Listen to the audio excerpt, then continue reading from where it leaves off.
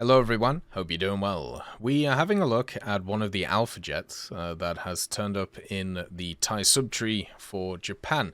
Now, there's a lot of other vehicles that have turned up, and to be honest, I don't really feel like covering a lot of them. Most of them are just copy-paste of what we've seen in other places, and a few little tweaks. So I have done a video looking over all of them, so if you want a general overview, that's probably all you're going to get for most of these vehicles, since, as I said, they're basically the same.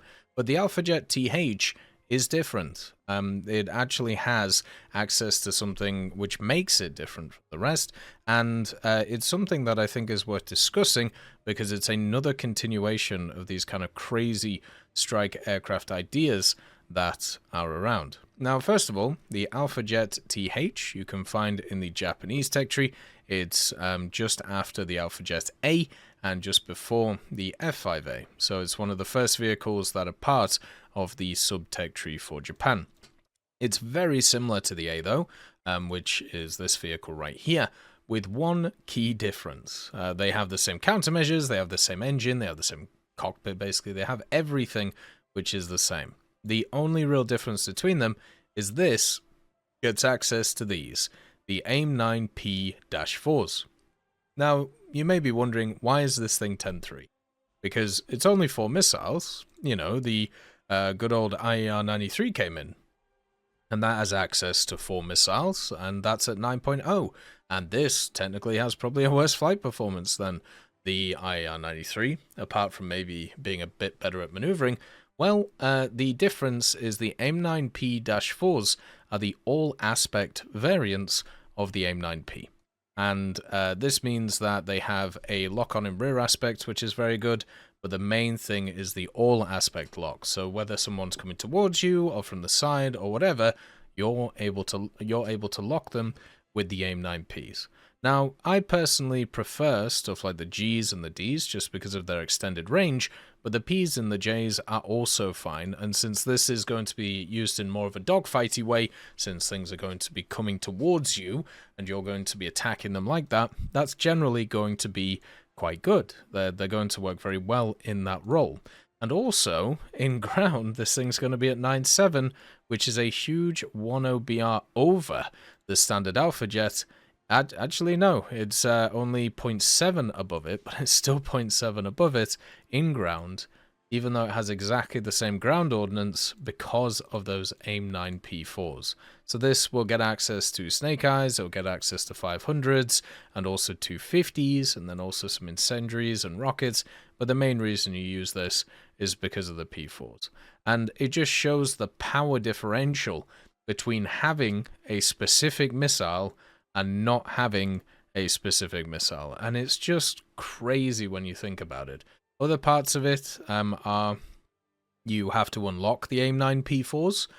They are a rank 4 modification, and there is no stock AIM-9P-4s on this thing. So if you don't have this, researched, you don't get any AIM-9P-4s. So effectively, before you get that modification, you are an 8.7 vehicle at 10.3.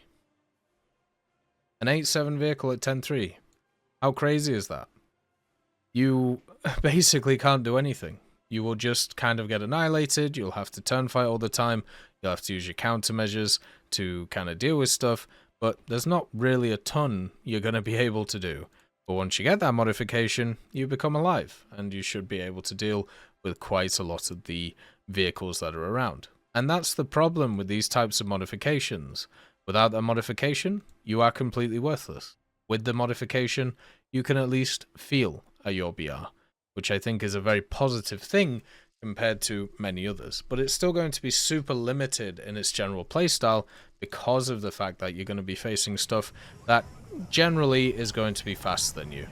Now, this has been a problem in War Thunder, and it's been getting worse and worse and worse as the game has been going on. So you have access to a vehicle with a 27mm Mauser.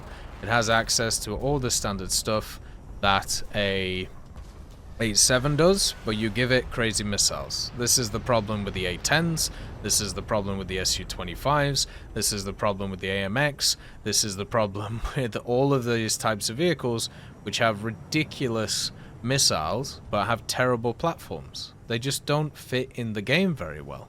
And now you're expanding it to have another vehicle which basically is being added because of the missiles, but you have to research the missiles, so people are going to have a very, very poor experience in this thing, or they're going to have to literally just GE the modifications for it to even be usable. But once it is usable, there'll be a bunch of vehicles that it faces that won't have countermeasures, and they won't know that this thing does have those missiles until they run into it, which is another problem with this machine.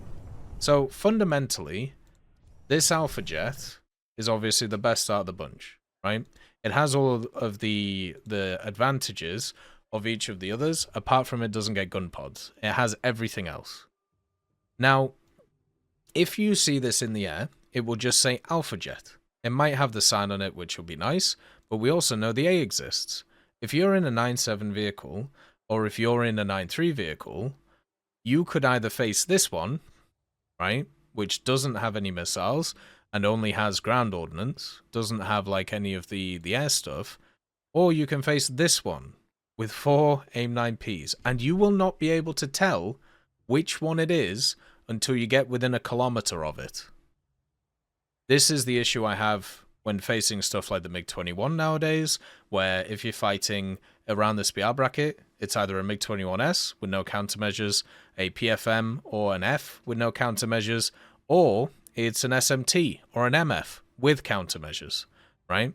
Or it's, you know, another vehicle like maybe even the Bissau if you're around the 10-0 area. So you don't know until vehicles are really close to you what you're fighting. And if you get in range of this thing, which you will have to do because you don't know what it is and you want to go for a head-on, you can easily just die to it because of the missiles. So now you have to be super defensive against this thing because you'll have no idea whether it's this one or whether it's this one. And that is making Air Realistic so hard to play now. With all the A-10s, with the Su-25s, with these Alpha Jets, and with all the different MiG-21s, and even other vehicles like even the Su-17s, where you don't know if it's the M1 or the M2 or the M4, which makes a huge difference because one of them can defend itself and the other one can't. Same with like the Su-22 series. You don't know which one it is until you get really close. And that's going to make fighting this stuff so annoying. It already has.